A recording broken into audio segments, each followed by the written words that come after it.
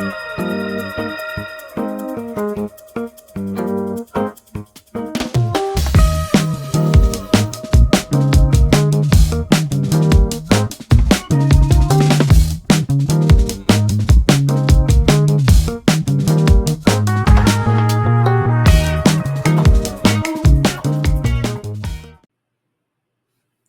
everybody, welcome back to Know Before You Go. Brian Parker and the Brian Parker Group.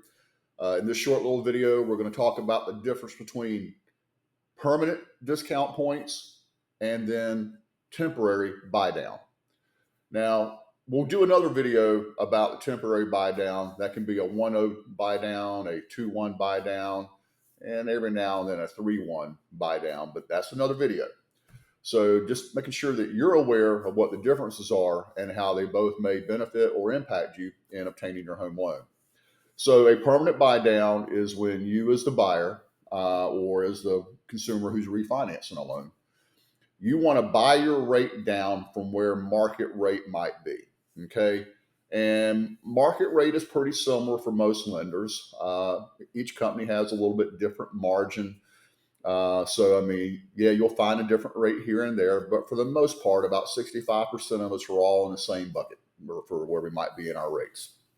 So the rate, say in round terms, is 6.5%, the market rate, and it doesn't cost you anything to obtain that rate, nor does it give you any credit back towards your closing expenses from the lender on that rate as well. But let's just say you want to get a rate of 6.25% or maybe 6%. And there is a rate sheet that we see that comes from the agencies, Fannie Mae and Freddie Mac, that tells us really what it is, the cost to buy that rate down. And it might be 1/8 of a discount point. It might be 1/2 of a discount point. It might be 1 discount point, depending on how far you're trying to buy your rate down.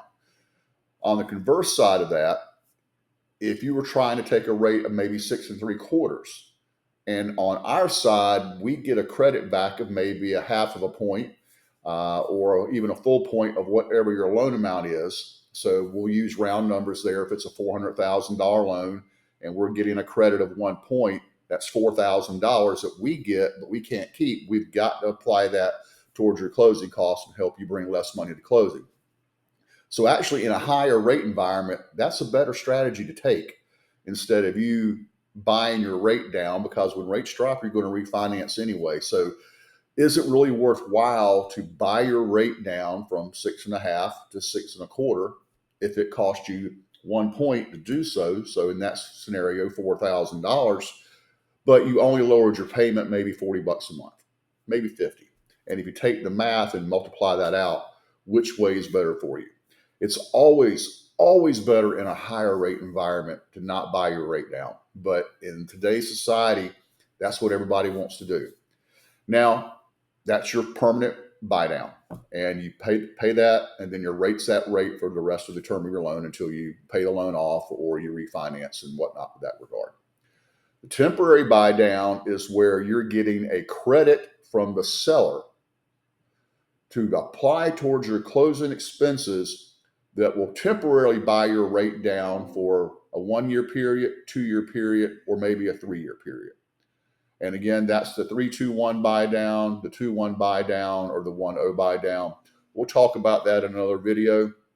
Right now, let's just say that in a current rate environment we're in, here we're in October of 2024, do you want to buy your rate down? You might not be advisable.